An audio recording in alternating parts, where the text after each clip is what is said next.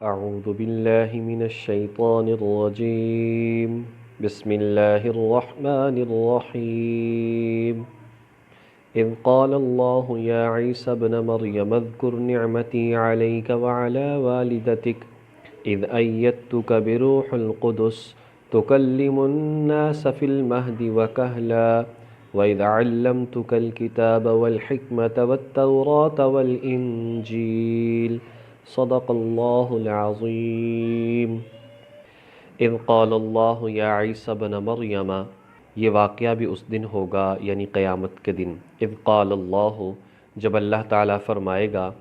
یا عیسی ابن مریم، اے عیسیٰ ابن مریم،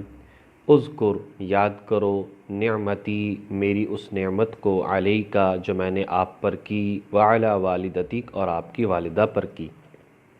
اے عیسیٰ علیہ السلام، میری اس نعمت کو یاد کرو جو میں نے آپ پر اور آپ کی والدہ پر کی۔ اذ ایدتک بروح القدس، جب میں نے تمہاری مدد کی، تمہاری تائید کی جبریل امین کے ذریعے، مقدس روح کے ذریعے۔ تکلم الناس فی المہد وکہلا، آپ لوگوں سے بات کرتے تھے، فی المہد وکہلا، پنگھوڑے میں، مہد جھولے میں، گود میں، تینوں معنی اس کے ہو سکتے ہیں۔ وکہلا، اور بڑی عمر میں، 30 سے 40 سال کے درمیانے عرصے کو کہولت کہا جاتا ہے۔ فرمایا کہ بڑی عمر میں اور گود میں، اس وقت میں اللہ تبارک و تعالیٰ نے آپ کو کلام کرنے کی قوت اور طاقت عطا فرمائی۔ تکلم الناس، آپ لوگوں سے بات کرتے تھے، کلام کرتے تھے،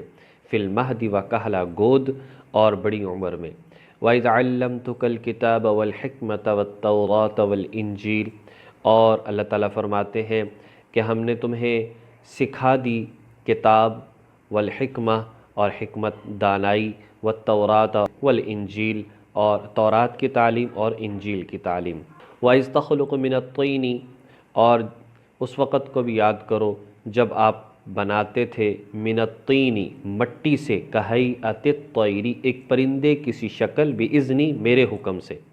اور اس وقت کو یاد کرو کہ جب آپ مٹی سے ایک پرندے کسی شکل بناتے تھے، بِإِذْنِ، میرے حکم سے، فَتَنْفُخُ فِيهَا، پھر اس میں پھونک مارتے تھے، فَتَكُونُ طَيْرًا بِإِذْنِ،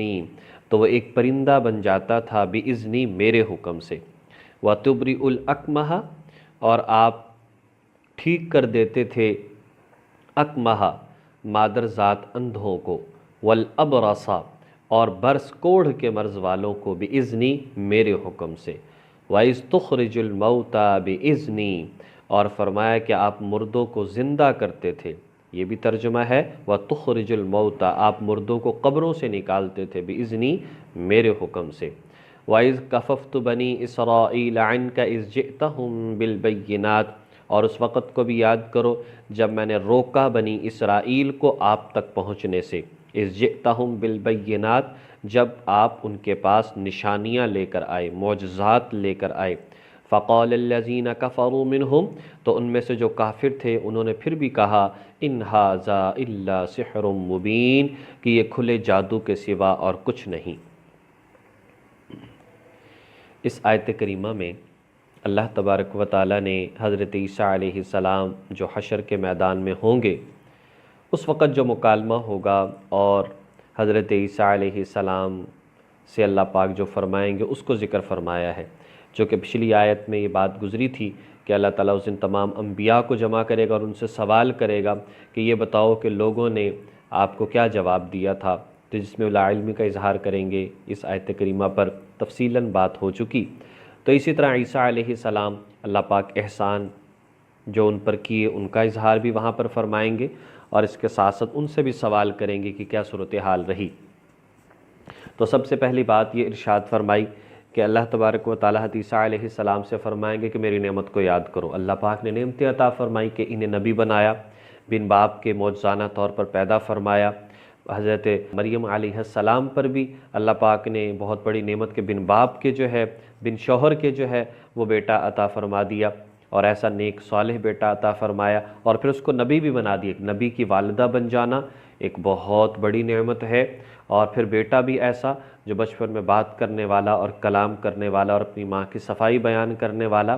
تو یہ بات بھی یہاں پر بیان فرمائی کہ نعمت کو یاد کرو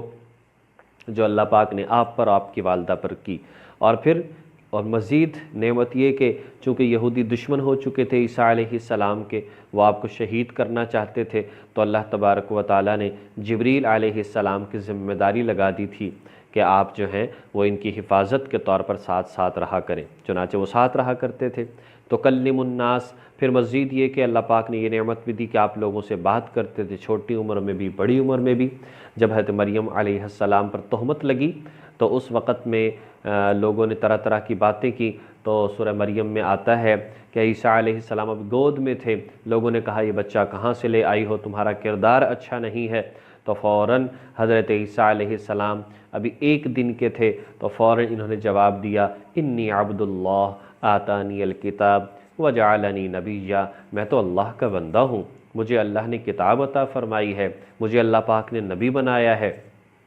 تو لہٰذا یہ اس وقت میں گواہی دے کر والدہ جو ہے ان کی صفائی کو بیان کیا۔ وَإِذْ عَلَّمْتُكَ الْكِتَابَ وَالْحِكْمَةَ، اور فرمایا کہ اے عیسیٰ ہم نے آپ کو کتاب کی تعلیم عطا فرمائی۔ اس کتاب سے مراد لکھنا بھی ہو سکتا ہے، اس کتاب سے مراد قرآن کریم بھی ہو سکتا ہے، کیونکہ عیسیٰ علیہ السلام آئیں گے، اگر قرآن کا علم نہیں ہوگا تو پھر یہاں پر فیصلے لوگوں کے درمیان کیسے کریں گے؟ لہٰذا اس لیے قرآن کی تعلیم بھی اللہ پاک نے ان کو عطا فرمائی۔ اور اسی طریقے سے اللہ پاک نے کتابت کا علم، لکھنے کا علم، چونکہ نبی پاک صلی اللہ علیہ وسلم سے پہلے جتنے بھی انبیاء تھے اکثریت سے ان میں سے ہر نبی لکھنا بھی جانتا تھا اور دیکھ کر پڑھنا بھی جانتا تھا، لیکن حضور علیہ السلام امی تھے، مطلب نہ دیکھ کر پڑھ سکتے تھے اور نہ ہی لکھ سکتے تھے، اور یہ معجزہ تھا حضور علیہ السلام کا، اس لیے کہ اس وقت میں صورتحال ہی کچھ ایسی تھی، اگر نعوذ باللہ آپ کو لکھنا آتا یا پڑھنا آتا تو لوگ یہ کہتے، پہلے وہ ٹکنے نہیں دیتے تھے اور کہا کرتے تھے کہ آپ جادوگر ہیں، خود بنا لیتے ہیں، یہ کرتے ہیں وہ کرتے ہیں، اور اس طرح سے۔ تو حضور علیہ السلام اگر لکھنا پڑھنا جانتے پھر یہ کہتے ہو یقیناً یہ خود بناتے ہیں۔ تو لہٰذا اس وجہ سے لوگوں نے دیکھا ہی نہیں کہ 40 سال حضور نے گزارے ہیں، نہ کوئی پڑھانے کے لیے آیا اور نہ خود کہیں پڑھنے کے لیے گئے، نہ لکھنا کبھی کسی سے سیکھا، نہ کبھی لکھتے ہوئے کسی کو دیکھا۔ تو لہٰذا اس طرح کا کلام ایسے بندے کا بولنا یقیناً کوئی ذات ہے جو رہنمائی فرما رہی تھی۔ تو یہاں سے مراد قرآن کی تعلیم، اور حکمت سے مراد سنت کی تعلیم، نبی پاک صلی اللہ علیہ وسلم کی سنت کی تعلیم بھی عیسیٰ علیہ السلام کو اللہ پاک یا عطا فرما دیں گے جب عیسیٰ علیہ السلام آئیں گے، اور یا پھر اللہ پاک آسمانوں پر دے رہے ہیں وہ علم، والتوراۃ والانجیل۔ اور فرمایا کہ تورات کا علم، ظاہر ہے کہ جو نبی بعد میں آتا تھا وہ پہلی تعلیمات کو جانتا تھا، تو تورات پہلے آئی اور انجیل بعد میں آئی، تو عیسیٰ علیہ السلام اس کا علم بھی رکھتے تھے۔ آگے معجزات کا ذکر فرمایا، وَإِذْ تَخْلُقُ مِنَ الطِّينِ، کہ جب عیسیٰ علیہ السلام کچھ مٹی لیتے اور اللہ پاک حکم دیتے کہ لوگوں کو دکھاؤ، کچھ مٹی لیتے، اس کی ایک چمگادڑ کسی ایک پرندے جیسی شکل بناتے اور اس میں پھونک مارتے اور وہ ہوا میں اڑنا شروع ہو جاتی اور زندہ ہو جاتی۔ تو فرمایا کہ یہ سب کچھ بِإِذْنِ، میرے حکم سے ہوتا۔ یہ اللہ پاک نے آپ کو ایک معجزہ عطا فرمایا۔ اسی طریقے سے اللہ پاک نے ایک معجزہ یہ عطا فرمایا، کوڑھ کے مرض والے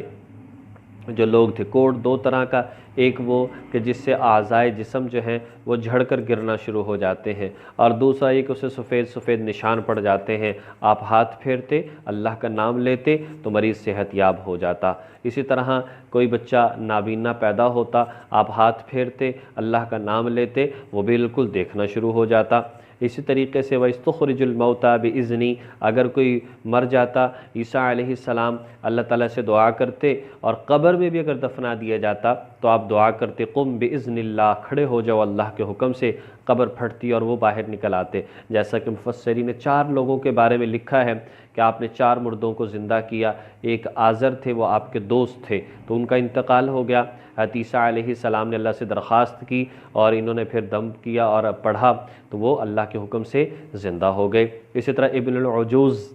ایک لڑکا تھا، بچہ تھا، وہ بڑھیا عورت تھی، ایک اس کا بیٹا فوت ہو گیا، وہ عیسیٰ علیہ السلام کے پاس آئی تو انہوں نے دعا کی اللہ تبارک و تعالیٰ سے، تو بیٹے کو اللہ پاک نے زندہ فرما دیا۔ تیسرا آپ کا ایک ملازم تھا، اس کی لڑکی تھی، وہ فوت ہو گئی، بڑا غمگین اور پریشان،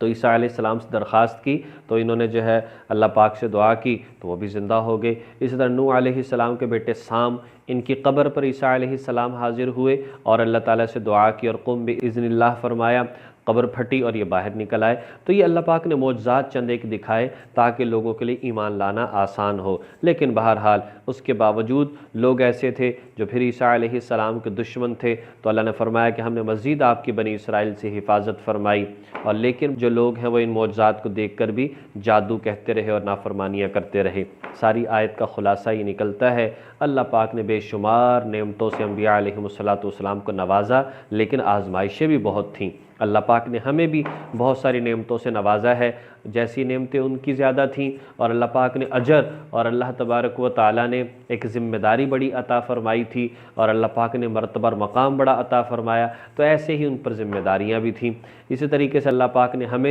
یہ ایمان کی دولت سے نوازا ہے، تو ہم پر بھی ذمہ داری ہے کہ اس کو آگے پھیلایا جائے اور انبیاء علیہم السلام کا دفاع کیا جائے، اور صحابہ کا دفاع کیا جائے، اور اسلام کا دفاع کیا جائے، اور قرآن کریم پر عمل کیا جائے۔